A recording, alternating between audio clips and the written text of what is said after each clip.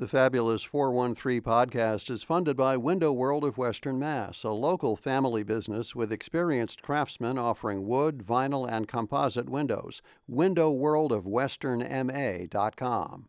The Fabulous 413 podcast is funded by Ski Sundown in nearby New Hartford, Connecticut. Open 7 days and nights a week with a variety of terrain for skiers and snowboarders of all abilities.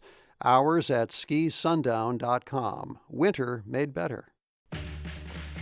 Welcome to the Fabulous 413. I'm Khalees Smith. And I'm Monty Belmonte. Later in the show, accordion champion Corey Pesaturo, hot off the heels of his turn on the score of Weird, the Weird Al Yankovic movie, will join us for Live Music Friday. And Miranda Brown and Lori Clark of Tip Top Wine Shop get to double down on women and wine with a pair of women-led vineyards from Oregon in this week's Thunderdome. But first, speaking of the things and funding going away, the recent USDA cuts, which have been sweeping, ripple to effect in Chicopee. So I ran into Monty at the River Valley Co-op in East Hampton last week and really did not anticipate that I would then be like, hey, Monty, do you want to talk about this funding cut? Yeah, 2 really days later. But I got to meet your cute daughter. I know.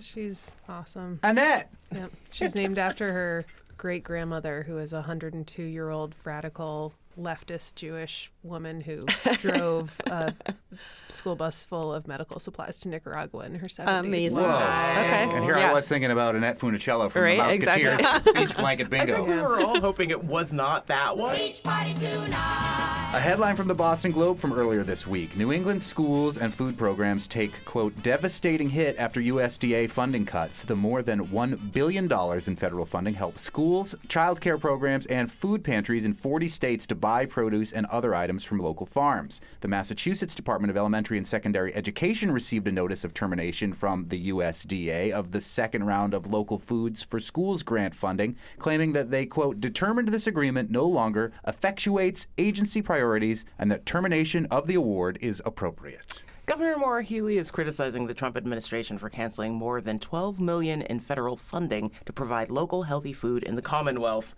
In Massachusetts, 76% of those funds were spent with Massachusetts farmers, distributors, and food hubs. Mi Tierra Tortillas, Wellspring Harvest Lettuce, Joe Sikowski Vegetables were just a few of the businesses that will be hit by these cuts. To hear more about the impact of these cuts, we're joined by the Food Service Director for the Chicopee Public Schools, Melanie Wilk, as well as Brianna Jackson, Farm-to-School Coordinator for Chicopee, and Abby Getman-Skillicorn, Special Projects Manager for Massachusetts Farm-to-School. So let's get this all straight. Massachusetts Farm-to-School, Abby does what? So we're a 20-plus-year-old organization that works statewide to strengthen local farms and fisheries and promote healthy communities by increasing local food purchasing and education at schools. And so then, Brianna, you do what? So I work under Food Service Director Melanie Wilk as the Farm to School Coordinator. So I do networking with local farms throughout Western Massachusetts and in like the greater New England region to get different kinds of products, local meats, fish, fruit, vegetables on our students' lunch menus. It's cool that you get local fish in the schools. Yeah. I can't believe that. Fish That's sticks awesome. were amazing, but I know Yeah. I'm pretty well. Maybe in the They're- Boston area, look,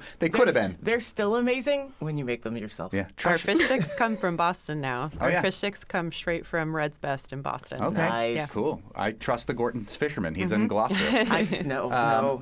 And so, Melanie, you oversee all of the food system I for do. Chicopee Public Schools? Yeah, so I oversee all 15 public school kitchens in Chicopee. So I write the menus and assist Bree with the farm to school projects as well. But I'm kind of the overseer of the whole school lunch program. So we serve free breakfast, lunch, and supper in all of our schools in Chicopee. Which is amazing. And I think that many people know that the Massachusetts legislature made school meals free for Yes. everybody in the Commonwealth. I Yes, think only incredible. the second state to do so after California, if I remember There correctly. are 8 now, Oh, I okay. believe, right? 8 total states that are doing it, which is, incredible. When you heard about these cuts, was there an immediate impact? I actually was just in Washington, D.C. over the weekend for a legislative action conference with the School Nutrition Association. So on Friday night, we literally 6:30 p.m., we were at dinner, and the director of Food and Nutrition Services for the Mass Department of Education got the notice that it was being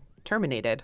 And by Monday morning, we got the official termination letter in our email that Like you said, it no longer effectuates the priorities of the administration. So yeah, it's a huge immediate impact for a lot of schools in Massachusetts and across the country. About how much money do you think Chicopee Public Schools was getting from this funding that is now, and is it immediately gone? The first round, we got about $72,000. That was earmarked specifically for local spending and specifically for unprocessed and minimally processed products. So things that come straight from local farms and ranchers. And then we got another $25,000 in a rollover. And then I believe the next round we were slated to get about $65,000 just in Chicopee. Yeah, for the second round, the state was still conducting an analysis of how many districts wanted to participate in the next round of funding. The first round, only around 60% of school districts in Massachusetts opted into the program, which had $3.5 million.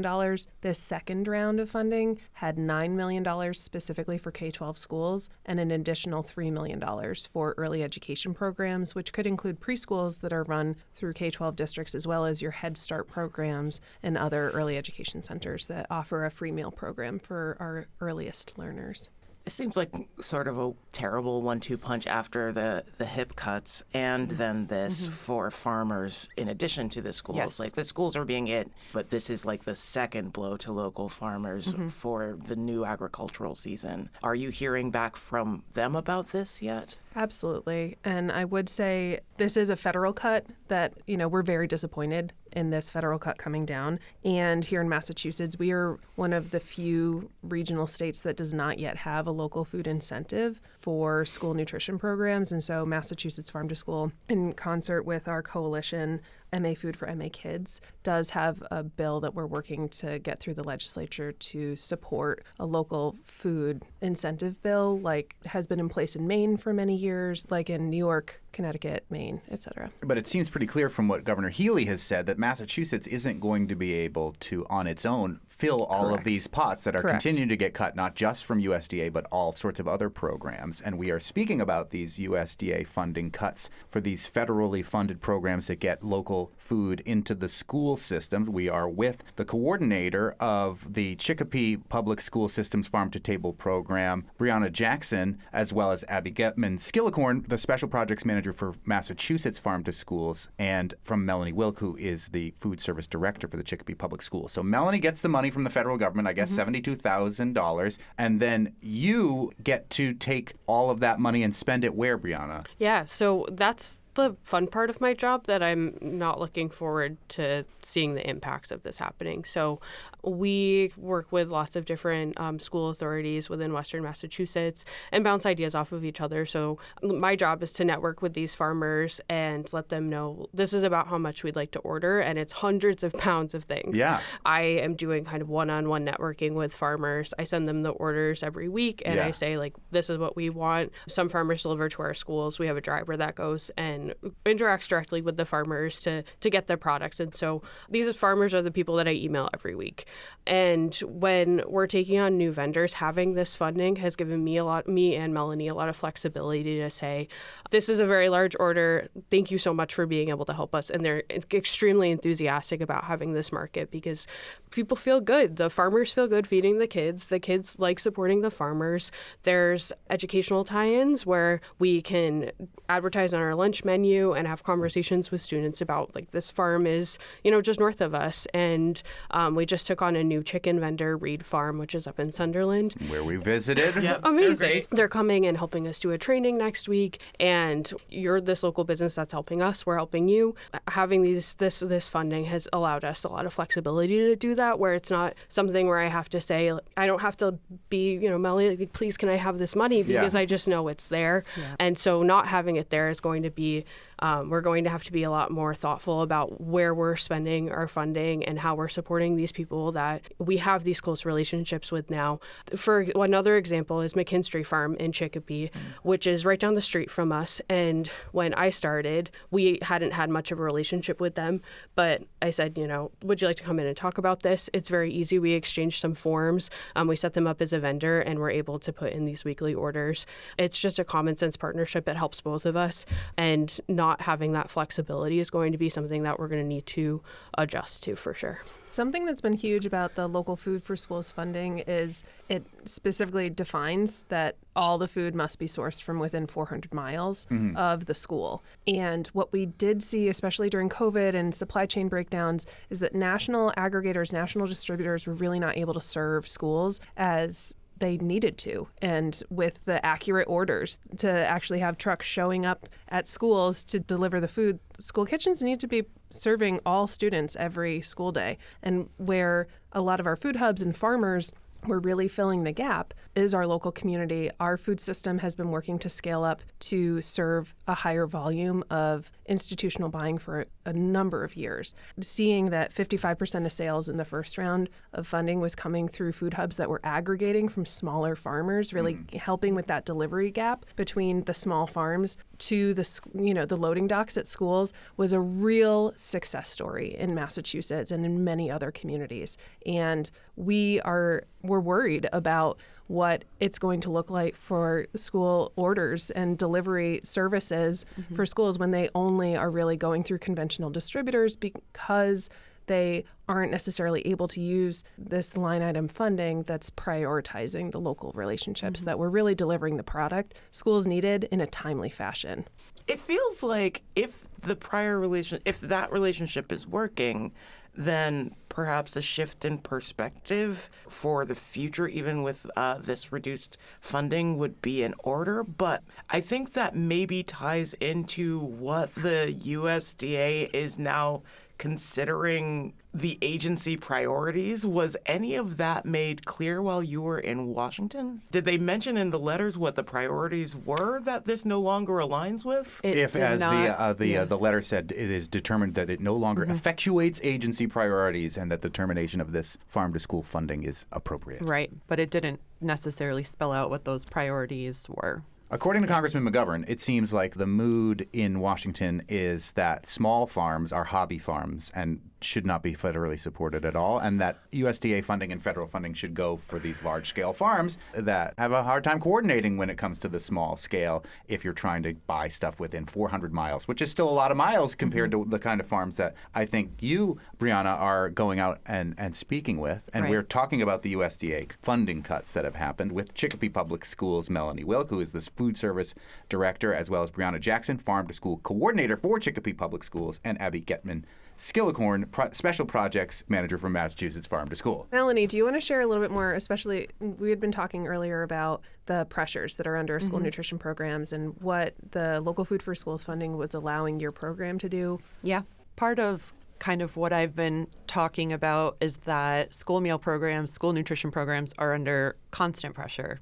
They want us to do better, to make more scratch-cooked meals, to serve more fresh foods, and who's they? Locally, the community, parents. So it's not the federal government saying they want this and then cutting the funding, or is it? I think it comes from government sources as well. I think that's always a pressure that we're under, is that they want us to just serve healthier meals and fresh meals. So this funding was just a game changer because right now we operate on a food cost of less than $2 per tray. I don't think a lot of people realize, the budget constraints that we're working under, along with the USDA regulations that we're working under. There are just a lot of barriers being put up that are preventing us from doing things like that. So in Chicopee, we have been doing a lot of farm to school for a long time, close to 10 years, maybe more than 10 years at this point. But this funding was just an amazing way to add even more just like value added items like local protein, which we really haven't done in the past, local beef and local chicken. The chicken, like we said, sourced from Reed Farm in Sunderland. And then every other month I've been ordering 700 plus pounds of local beef from Austin Ridge Acres in Belchertown. And they have been amazing to work with. But prior to this, local protein really was kind of out of reach for us because it is more expensive. It's obviously amazing and delicious and worth it. But with the budget that we're working under, and every single dollar is accounted for, it just wasn't within our reach. So this funding enabled us to start doing that, and it's been amazing, an amazing relationship that we've built, and that now we kind of have to really put our heads together to figure out if we can continue. In our role at Mass Farm to School, we worked with districts like Chicopee, but around the state that were using these dollars. And many districts, especially, when they were utilizing their funding on local proteins, it was also to incentivize keeping kids in school during lunch periods instead of having kids, head out and go to a chain restaurant down the street. They were keeping kids on campus with, a delicious local burger instead of some kind of chicken nugget that they would be purchasing out of the school grounds. And so it was a really successful way of keeping kids in safe learning environments instead of having kids peel off throughout the school day as well. School lunch is not what it was 20 years ago. We put a lot of love into this. I build the menu every month with a lot of thought and a lot of passion. I'm also a registered dietitian, so my nutrition background goes into it as well, obviously with the USDA regulations, but we're doing a lot of scratch cooking. We're doing a lot of local sourcing, and I just want people to know that at this point, we really need allies. We don't really need critics. Tufts University also came out with a recent article and study about the American diet, and the healthiest meals kids are eating are at school because of those nutrition guidelines. And in Massachusetts, we have really seen the quality of meals explode. We have a statewide friendly competition called the Terrific Tray program, where school food service programs submit photos, often used in their social media programs, to advertise what's been on the menu. And it has gotten such traction and inspiration that's shared across schools as far as what school lunch really looks like today. Yeah, to Melanie's absolutely. point. I think it was when Belchertown won the Terrific Tray with their beef stew, and the beef was from Austin Ridge Acres, and I said that I need to do that, and that's where the relationship started. So, not to mention the fact that Brianna and I were talking off the air about little leaf lettuce, which is grown locally. It'll say on your menu that you created that you've got this from little leaf lettuce. Correct. Then if they're in the supermarket with their family, they can see, oh, that's the lettuce I get at school, and then maybe continue that cycle of let's get the local lettuce, right? yes. Right. Yeah. Same with Wellspring Cooperative. We also order lettuce from them, and we'll highlight the different farms that we work with on our menu. We have a little section that gives a little spotlight for different farmers. We also participate in the Mass Farm to School Harvest of the Month program, and so we'll feature different products from this month. It's local dairy and herbs. Fresh And herbs. yeah, we did the supplemental crop this month of herbs as well. And so Melanie and I work together on a few different salad dressing recipes that incorporate local yogurt and a few different things that we're going to be able to try in our salads that we serve with our pizza every Friday. So I'm glad that Pizza Day is still Friday. though. yeah, of course. Pizza Friday is still a thing. Yeah, like in Springfield, they used a lot of their local food for schools funding to get local mozzarella cheese to add to their pizzas, to use with their pizzas, Nice. as well as they're utilizing 100% local stone ground pizza crust Wow. from One Mighty Mill and heirloom tomato sauce made out of 100% Massachusetts tomatoes. They may have the best pizza in Springfield. It's pretty delicious. Oh. Fighting words. They can't be on Pizza Quest because not everybody has access. Does the cost of a per tray go up if you're forced to look outside of this 400-mile radius for your supplies? And does that get offset by the fact that those suppliers might be using produce coming from places that are going to have higher tariffs now? I mean, we're still at this point with the reimbursement rate from the government that we receive. That's kind of what we work with. It's still going to be that just under $2 per tray. We get creative because we still do get government funding for conventional produce. We get government funding for, it's called brown box items that are, canned veggies and frozen veggies and conventional ground beef and things like that. So we use the items like that to balance out the more expensive kind of local farm to school products that we use. So I have to just get creative that way and maybe incorporate more of those quote unquote free products that we get from the government in order to continue purchasing those farm to school products, because in Chicopee, we will still do it. We're really committed to it. So we will make it work. We're lucky to have a really high participation in our lunch program. which also helps with the reimbursement that we get and enables us to, pour that money right back into improving the program. And we constantly want to improve. I think my cooks are probably sick of me sending new recipes every month and new things to try, but they're amazing and they're open-minded and all about it. But in Chicopee, we're definitely committed. But cities across Massachusetts and across the country that, I worry won't be able to because they might not have the funding behind it without these local food for schools funds. So Chicopee is still committed to trying this, even though the funds from the federal government are We will running out. definitely. We've been doing farm to school for a long time, and we will continue to do so.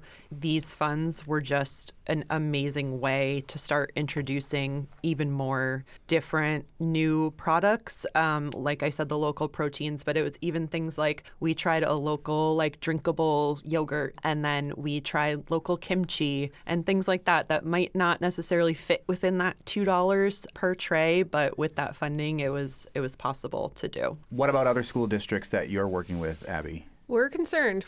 Not all districts are Chicopee. Chicopee has been leading. I mean, the you're named state. after like a legume, right? Chickpea? True.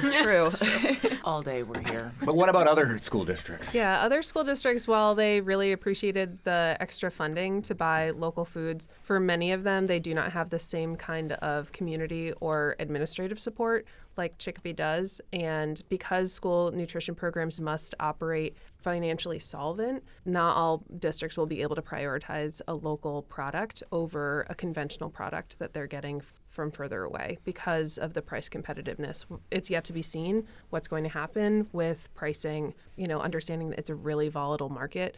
But just as this is creating a lot of instability in the local market, it's creating, the Trump administration is also creating a lot of instability nationally as far as how agricultural pricing is going to happen. And to your point, Monty, with what Congressman McGovern was saying, the opportunity to really utilize these funds to direct them into local food economies was such a success. And we, as a state, can't make up for that shortfall that we are now facing for this fiscal year. It's March, and so farmers are certainly planning, if not yet planting, for their crops for the year ahead. And the institutional sales they were able to build over the past 2 years, it's yet to be seen what can happen and what kind of pivots can be taken or need to be taken to redirect those sales streams for the farmers. Well, we'll continue to follow this story as these changes continue to happen and then unhappen and then happen again. We'll do our best to keep you informed as a listener about what's going on, and we've been joined today by the Food Service Director for the Chicopee Public Schools, Melanie Wilk, as well as Brianna Jackson, who's the liaison between the farm-to-school coordinator for the Chicopee Public Schools, and Abby Getman-Skillicorn, Special Projects Manager for Massachusetts Farm to School. Thank you all so much. Thank you so much. Thank you so Monty much. and Thank you Shelley's. for having us. Your last name sounds like a Pokemon. I'm sorry. I knew you were before the Skillicorn. You did, Yeah. yes. Coming up, 2 amazing women wine cellars pick 2 other amazing women winemakers at Tip Top Wine Shop in East Hampton. And we'll get to hear a confirmed master on accordion with Corey Pesaturo for Live Music Friday. You're listening to the Fabulous 413 on 88.5 NEPM. The Fabulous 413 podcast is funded by Northeast Solar, helping customers make the switch to solar for savings, energy security, and tax incentives. Learn more at northeast-solar.com. The Fabulous 413 podcast is funded by Ski Sundown in nearby New Hartford, Connecticut. Open 7 days and nights a week with a variety of terrain for skiers and snowboarders of all abilities. Hours at skisundown.com. Winter made better. Well, I guess it's a continuing series now of badass women in the wine world, and it just so happens to be Women's History Month. So, I mean, it just makes sense. Here we are again, the Wine Thunderdome at Tip Top Wine Shop in East Hampton with Miranda Brown and Lauren Clark and the dudes from King of the Hill. My name is Hank Hill, and I sell propane and propane accessories. Yes, King of the Hill. I found some life-sized cardboard cutouts of everyone from King of the Hill, and I purchased them. And then they needed an alley, so I got a big banner with the alley to hang behind them. And now it's the coolest selfie station in town. I'm so jacked up on America. Any of you boys mind if I recite the Constitution? And you've got a Beavis and Butthead shirt on. I do. That's Steely Dan theme, because you also have a Steely Dan Hey 19 and Under section here as well. Yes, and a giant Donald Fagen head. Right, nice. Literally our first official business purchase. The first thing we ever bought with company money was a giant Donald Fagen Not head. wine. No. Donald Fagen. Yeah. And again, the Hey Under 19 section, way less problematic than the actual song.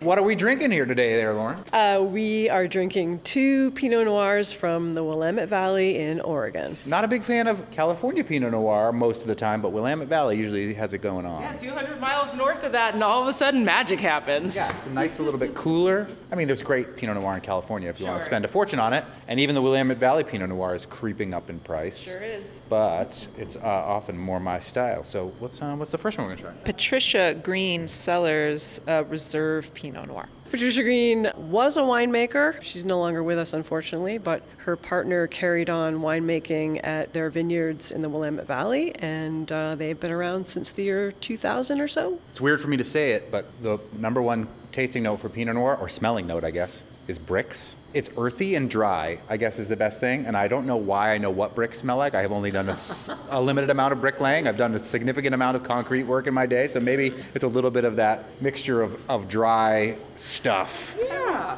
Weirdly specific thing that this smells like to me is like you poured cheer wine on concrete. Cheer wine on concrete. Cheer wine. Interesting. I don't think I've had enough cheer wine in my life that What would is cheer register. wine? It's a weird Cheer wine is a southern weird soda. southern soda. It's ostensibly cherry, but it is mostly red. I have a case of it every year because of circumstances, and I use it to make Alton Brown's sangria. And then you just pour it on the concrete. No, but For the this homies. take a whiff, pouring some out for the homies. This goes out to all our fallen homies, yo. I mean, it just seems like a waste. Wu-Tang tickets go on sale and you just go off the rails. I know, right? It kind of like smells and tastes a little bit like going through fog, but in a good way. Tart cherries in fog. Yeah, that would make sense. You know, terroir. It's a gloomy valley, the Willamette Valley. Why? It's so full of wine. You think they'd be happier over there? Right? And hops. Oh, Oh, yeah. yeah. Probably weed, too. You know, like East Hampton. It's cherry Coke in a bottle. But it's got real fun acid in it. Like It does. It's just sort of pliable. You have, speaking of Coca-Cola flavored Oreos from Japan. China or China or maybe Taiwan, yeah. Apparently they have, I haven't had these ones yet, but they have Pop Rocks in them to emulate the fizzy of the cola. But wait a minute, if you drink Coca-Cola and have Pot Rocks, you die. Well, Everyone knows this. Let's find out, guys. No one has returned to the shop after eating those Oreos.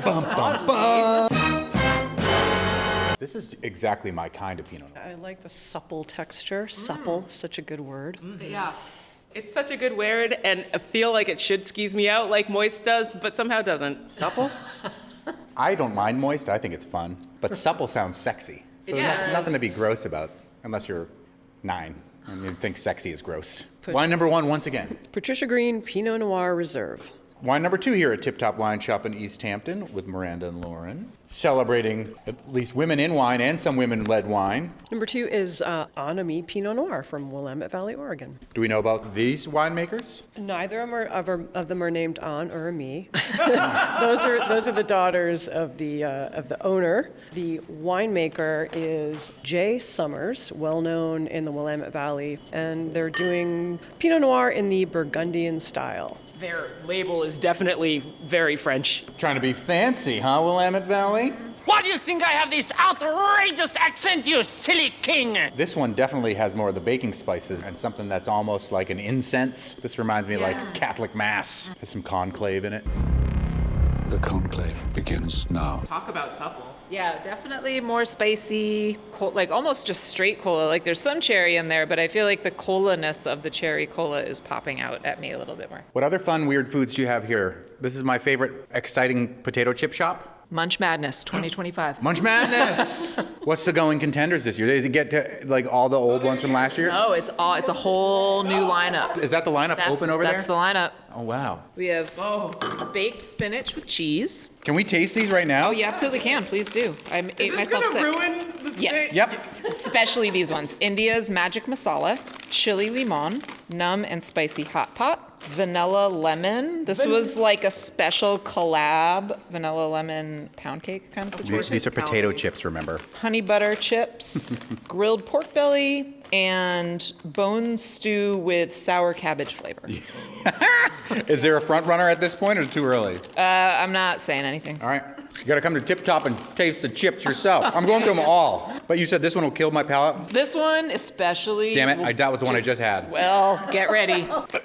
It's so smooth. I surprisingly like the vanilla lemon. I liked it too. In the semifinals, we had to bring a celebrity tiebreaker in, and that was Alex from Little Truck. Oh, nice. So get ready. He has opinions. I'm excited about the sour cabbage one. But also, I'm a little worried that it has that Taiwanese thing where there's a little bit too much sugar in the... No, there's not. It's way more bone stew than it is sour cabbage. Oh. Yeah, that one is not as sweet as some of the other ones. Yeah. Like the pork belly one is a little sweet. Yeah. And my kids believe that all of these chips that I bring home to them all taste like Bertie Bott's Every Flavor beans. The more that I think about it, the more I'm like, they're kind of right. I was most unfortunate in my youth to come across a vomit-flavored The one. weird sweet note is in the baked spinach with cheese Yeah, flavored that chip. was It has that was little a sweet note. left turn there a little bit. I really like the masala one. It's not going to be great for this wine. No, it's not. I need to go back to take the vanilla lemon cookie chip, which I think will neutralize the palate enough for me to then go back to the wine. Is that how it works? It is. Okay, great. You can say you had the worst pairing of all time at Tip Top. No, if you really want to do really bad pairing, try to do Halloween candy with wine. You know what wine pairs with a Halloween candy? Nothing. Don't do this. It's gross. I've done it. It's not worth your time. Really? Anybody ready to make their vote? We've got 2 Willamette Valley Pinot Noirs, the Patricia Green, and the Anami. And the Anami. It is a tough one. The Anami, it is more Burgundian. It's more restrained in a good way. Its tannins are in a different place. I've got them on the roof of my mouth as opposed to around the edges, like I do with the Patricia Green. Does that mean you both have voted for the Anami? Yes. Yes. You ready to vote, Miranda? No, No, you're not ready to vote, or no on the Anami? I'm not ready to vote. Oh, okay. This is a real noodle scratcher. I think I'm ready. No, I'm not. Wait. All right, I'm going to make it tricky because I'm going with the Patricia Green. So it's 2-1. In an hour, I might choose differently, but right now, I think I'm feeling Patty Green. It's a tie. Should we commandeer somebody? Sure. Hey, you. Would you like to be a tiebreaker for us? It involves tasting wine. I'm not very sophisticated. I can just tell you what I like. No, that's all we want. What's your name and where are you from? I'm Michelle. And where are you from? East Hampton. All right, from right here at East Hampton at Tip Top, Michelle's going to taste our 2 Pinot Noirs from the Willamette Valley in Oregon. Are they Right. organic? Sure. Sure. All right then. So this is the Patty Green Reserve. Not my favorite. What's your favorite? Usually I like a Cabernet. Okay. Oh, you like FDRs. All right. People, My bad. there's no bad. People like what they It's like. more of a, if heftier wines are what you're into, I think I know how you're probably going to vote in this. Right. But you probably won't like either of them as your favorite type of wine. Okay, well Yeah. I can tell you which one I prefer better. Of the 2. That's the whole. two. That's the whole. And goal, it's, yeah. for me, it's very weather dependent. But the Thunderdome comes when the Thunderdome is. Right. And now this is the Anami. Again, another Pinot Noir. Pinot Noir. From the Willamette Valley in Oregon. They're both very similar. They're both Pinot Noir from the Willamette Valley in Oregon. So Yeah. very good. Yeah, I can't taste a huge difference, but if I was going to pick one over the other, I'd probably pick this one. Which is what we would have predicted because it's a heavier wine slightly compared to the heavier, 2. slightly spicier. More like a Cabernet. So there you go. All right. Congratulations. You're the tiebreaker and you made that. You pushed that one over the edge. All right. I You're welcome. lost. Thanks a lot. You can't be a winner every day. Everybody wins. We all got to drink wine. There you go. We started our Tip Top chat talking about Mike Judge's cartoon King of the Hill and Beavis and Butthead. If you like Mike Judge, shameless plug, tonight at the Shea Theater in Turner's, Mike Judgment Night. 2 movies for free, Office Space and Idiocracy, as part of our Cinema Storm series. One thriller, one horror movie. Up next, Live Music Friday, gearing up for a Whately Watermelon Wednesday that is happening on a Tuesday in Northampton. And less confusing than all of that, very accurate information, is the fact that world champion accordion player Corey Pesaturo is about to join us in the studio. You're listening to the Fabulous 413 on 88.5 NEPM. The Fabulous 413 podcast is funded by the UMass 5 College Credit Union, offering co-op advantage checking with cash back on all purchases, plus secure debit card controls, all from the UMass 5 mobile banking app. Insured by NCUA, umass5.coop. The Fabulous 413 podcast is funded by UMass Amherst School of Public Policy. Admissions now open for graduate programs in 2025. Learn how to become a changemaker at umass.edu/SPP. Welcome back to the Fabulous 413. It is Live Music Friday, and this Tuesday, March 18th, it's Watermelon Wednesday on a Tuesday, featuring music from Corey Pesatoro and Natalie Tenenbaum at Click Workspace in Northampton. Natalie Tenenbaum is a composer and pianist who will bring her unique flair to the stage, having graced venues such as Carnegie Hall and Broadway. She's known for her innovative arrangements, including for Tina Fey's Mean Girls, and is currently keyboardist for the Broadway show The Great Gatsby. Corey Pesatoro from Cumberland, Rhode Island, is a world-renowned accordionist and graduate of the New England Conservatory, and is the only artist, we are told, to have won world champions on acoustic, digital, and jazz accordion. But perhaps, most importantly, to our team on this show, Corey was chosen to be the featured accordionist on Weird, the Al Yankovic story, the Weird Al semi-biographical, fantastically funny movie starring Daniel Radcliffe. Should have won an Oscar that year. Should definitely have won an Oscar that year. Corey Pesatoro and the founder of Watermelon Wednesday, Paul Newland, join us now. But we're going to start with the song from Corey Pesatoro. Oh my! What tune do you guys want? I don't know. Do you know? There's so many genres to play here. Yeah. But I can just pick one out. People are expecting accordion like you just played, but we'll go somewhere else. Yes, I love this. Indeed. Let's go with a patch people are not expecting.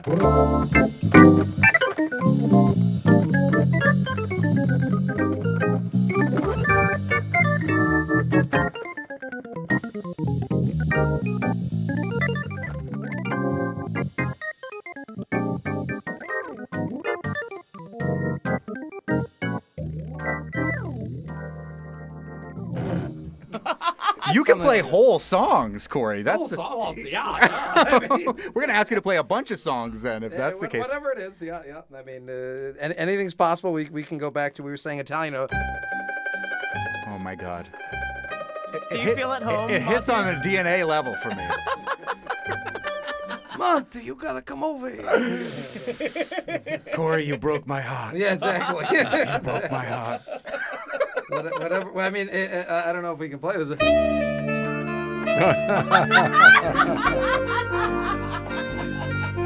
man. This is all on accordion, folks. This is all on accordion.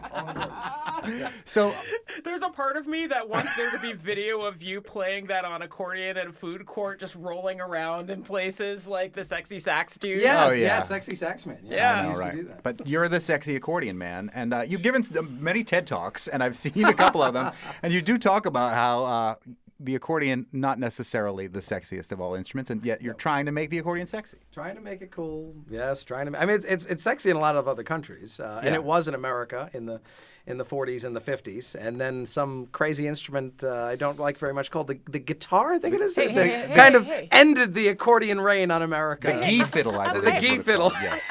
I am right here. That is my instrument. Thank you very much. You know. But I was describing the accordion as basically the musical equivalent of playing 3D chess because there's so much going on whenever you're playing it. Yeah. But digital Yeah. accordion? And that's what you're playing right now. That's what I'm playing. That's Yeah. how you hear a saxophone and or Yes. this is how you're hearing this from an accordion. Today, it's worth noting that today's Pi Day, 3.14. Oh, it And is. congratulations to our own Betsy Langto, who took second place in our pie contest. You guys can have pie in the kitchen later after the show. But also Monday was Mario Day, March 10th. MARI10. Yes. There you go. And that is Corey Pesatoro playing the digital accordion, who will be part of Watermelon Wednesday on a Tuesday, this Tuesday, not in Whately where Watermelon Wednesday usually is, but in Northampton at Click Workspace. And we are joined by the founder of Watermelon Wednesday, Paul Newland. Paul, tell us about the founding of Watermelon Wednesday and how long it's been going on there at that lovely Is it the town hall or church in West Whately? Well, we have two venues. One is the town hall, and that's relatively recent. And then we have the West Whately Chapel located in downtown West Whately, which is on your way to Conway if you're coming from Northampton. You go right by it. And about 26 years ago, I tried to do neighborhood gatherings at that chapel because it's right across the street from my house. So we'd have like poetry readings or local musicians. And I wanted the community to come out, the immediate community. So I'd go around mailboxes and put little notices, come to our show this Saturday and bring banana bread or some home-cooked thing. We'll have a little get-together. Or we'll have a contra dance. Didn't work. So I thought, okay, these people need a little more incentive to come. So then I started casting a wider net in search of fish like Corey here.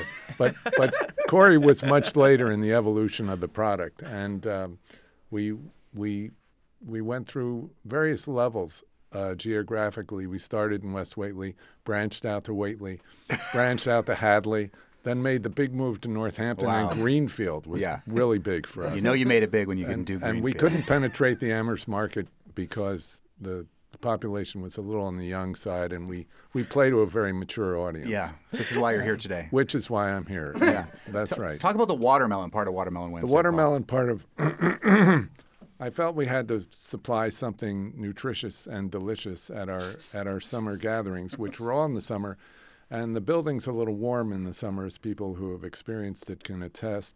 And watermelon seemed like the relief. And it also rhymed alliteratively with West Whately. Sucker for that sort of thing. And Wednesdays. So there we had Watermelon Wednesdays in West Whately. My friend Ronnie Arbo and I were trying to come up with a title, so that's where it came from. And as you've sort of noted already, we don't stick to integrity with regard to the name, place, time, or date of the shows. And we're not held hostage by branding. Our branding is very flexible. Yeah. So if we want a Tuesday at ClickSpace, that's what you get. So it behooves that the customers of Watermelon Wednesdays in West Whately are very savvy, because they can look at the website and distinguish between a Tuesday and a Wednesday, or 7 o'clock versus 7:30. These are key items. These are key items, yes. Because many people can't find the place in the first place. Right. So then if you throw all these smoke and mirrors in their face, they have to be really clever. Right. That's all I'm saying. So we have a very sophisticated audience, which again gets back to Corey, who's one of the more sophisticated musicians I've ever met in my life. Well, you look sophisticated, wearing your shades and your digital accordion with us here in the studio. Playing Mario for live Brothers, music yes. Friday, playing live music. It's spicy for sure. We were talking really briefly about the different types of accordions, which I don't think we realize how different they necessarily are. You play a piano accordion. With a Stradella left hand. Yes. There's a lot of there's probably 60 different combinations around the world. So you really have to take your accordion when you travel. Because, you land in Finland, it's one. You land in Sweden, it's another one. You land in Russia, it's another one. You go to Italy, it's a different. And even, Ireland, Scotland, totally different accordions. Argentina, Brazil, totally different accordions. So it really, it's really its own thing. And it's a country-to-country, border-to-border kind of instrument. And you're playing the Italian version of it, though, right? Well, this, as we said I mean, before, it's a Korg digital accordion. Well, Korg is Japanese. So. But there are Italian engineers that actually worked on this. Okay. And designed it. But the piano accordion was made for the American market in the late 1800s and early 1900s. Uh-huh. Okay. So it's... And that is the one that many people think of with the piano on one side and the buttons on the other? Right. Is there anything else that differentiates that from the other accordion? Well, there's chromatic accordion, piano accordion, and there's free bass, there's Stradella left hand, but that's all in one world. Then you have the diatonic world, as we were saying earlier. Diatonic means if you play a button out and then play it in, it's a different note. Ah, like a harmonica. Right. Yes. And this is most exclusive for Mexicans and Irish. You will see the diatonic accordion. They do not play piano accordion. And it's much more like a harmonica. You blow, it's like different instrument, different notes. And I cannot play anything. Happy Birthday. It's a totally different instrument. Even the left hand's different. Right. So just because there's bellows on it doesn't mean, it's the same thing. No. So the hand units that people use, the squeeze boxes, That's a diatonic. Diatonic. That's an accordion, though. Yeah, Yes. yeah, yeah. In the accordion family. They're all of one accord, Ian. Yeah. Oh no. Corey Pesaturo, who's playing Watermelon Wednesday on Tuesday at Click Workspace in Northampton. Will you play something else for us? And I saw you do a TED Talk, and I saw you do like "Get Lucky" by Daft Punk. I mean, yeah, you can do all kinds of electronic stuff. I mean, you have movie themes, metal accordion. If you want, I mean, yes, by all means. If you have like John Carpenter stashed up in there. Oh yeah.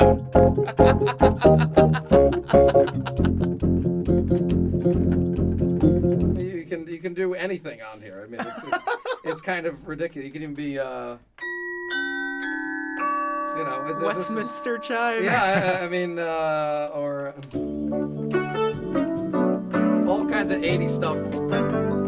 It sounds like the Casio keyboard I had when I was a kid, like the music that you push the button and it auto plays. So but you can still. As you played at the beginning of this segment, I was like, oh God, really? Well, that brings us back to the beginning. Yeah. And Weird Al Yankovic. I cannot tell you how many Weird Al conversations I have had today, even before we connected the dots that you were connected to Weird Al. Talk about your relationship to Weird Al and Weird, the Al Yankovic story, the incredible movie that if you love Weird Al is certainly a must-see. It's wonderful. Well, I mean, that story is kind of an interesting one that I know, like I've known his band and Weird Al for years, but when I talked to one of his band members, Steve J, his bass player forever since the beginning, that there was going to be a movie, I said, oh my God, Steve, I would love to be part of the movie. Obviously, Weird Al's going to do the accordion parts. Maybe I could do the cinematic stuff, the actual composer music that goes with the score. And he's like, oh, goodness, we already did all the recordings. And I'm like, well, that doesn't make any sense. If the movie's coming out in November, the last thing that happens, unfortunately, is the composer gets given the movie and say, here, compose everything for it in 1 week. Figure it yes, out. Yeah. Figure it out. And a lot of times the music makes or breaks a movie. Yes. And they get 1 week or so to write everything. And I was like, it doesn't make sense. How could you already recorded the movie? What happened was they had recorded the Weird Al parts of the movie, but the composers had not been given it to you yet. Then I played the SEL Awards, which is like the Grammys for composers. And I was a performer at that. And these two young guys come up to me and says, Corey, we have something. We can't tell you what it is, but you are perfect for it. I was like, what is that? We can't tell you. A couple of weeks later, I was like, okay, come into the studio. It's the Weird Al movie. I'm like, what? I thought it was already done. And I called back Steve. I said, Steve, I was right. It hasn't been recorded yet. And that's how. So I was basically Weird Al's body double in playing the music. I'm not seen on the movie. Okay, because our engineer Betsy wanted to know if it was your hand that replaces the young Weird Al's hand. No. I'm not seen in the movie, but like when the movie starts, you hear a melody, that's me. Anything in the movie that's of the score, that's me. Even when the girl puts on Myron Florin, the record, that's me. Uh-huh. So it was kind of a funny gig because the recordings of it, it's the easiest gig I've ever played. And now the hard stuff you don't really hear. It's in the movie score. I'm playing fast stuff. The only stuff you really hear is that record when she puts on Myron. And I'm playing the easiest stuff possible. And that's what goes on the record. I'm like, this is my biggest gig in a lot of ways. And I'm going, and I'm like, really? This is what, because I had to be, that's what it called for. They put on this record of the Helena Polka or Roll Out the Barrel. Yep. Well, and I gave them faster stuff. They said, no, we need like the simplest stuff. So I was like, really? This is, all right. Well, gotta do what you gotta do. That's what they want. And that is Corey Pesaturo, who is going to be playing as part of Watermelon Wednesday on Tuesday in Playing a lot harder music than polka stuff. At Click Workspace.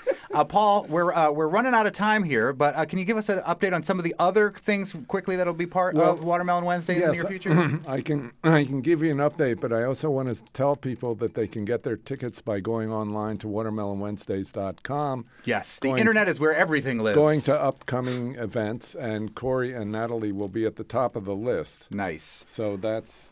And I know our friend Max Wareham is the banjo player is playing at an upcoming Watermelon Wednesday. He'll be there on April 5th at the Town Hall in Whately. And that Watermelon Wednesday is on a Saturday. Saturday, of course. It's Watermelon Saturday, April 5th. And then the Acoustic Nomads will not be playing, so I apologize for their not being played as they were originally scheduled. But then we have a string quartet called Rasa, And they're fantastic young people from the Boston area, I think from New England Conservatory, actually. Yeah, where I went. Well, yeah. It has been great having you here today. And before we sign off, I want to say thank you to Richard in Longmeadow, to Laura in Northfield, to Christopher in Chicopee, and 2 people from Conway en route to West Whately, Veronica and Susan, for contributing. We're only $100 away from our goal for this hour for the fund drive, but we've been joined by Chris Pescatore, who'll be playing on Tuesday, and Paul Newland. Corey, you know what? My best friend's name is Corey, and I'm Chris, so that's why I keep confusing. They can call in for $100, and I'll play a tune they want. Come on, get the call. I don't know. We've never done that, but we should try. But I can't stress enough to come see it because me and Natalie have never played before, and she is of the best musicians I've ever heard, known of in the world.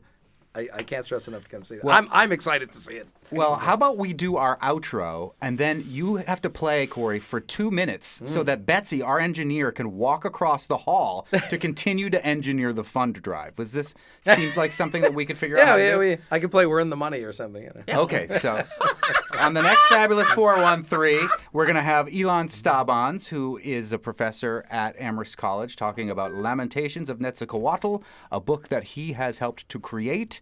Using the Nahuatl language, and but translated into English, and it's an interesting story how that came about. Also, talking to Mr. Universe, as we generally tend to do on Mondays. And since we're talking about accordionists, I just wanted to extend condolences to Chris Haynes, who's a local accordionist in the area. He passed away. He's a member of the Young at Heart Chorus. Fantastic person, fantastic accordionist. Okay, indeed. Corey. Now you got to play for 2 minutes so Betsy can go across the hall and we can continue this fund drive. 800-639-8850. Or nepm.org. I'm Monty Belmonte. I'm Khalees Smith. We'll see you next week on the Fabulous 413. Take it away, Corey.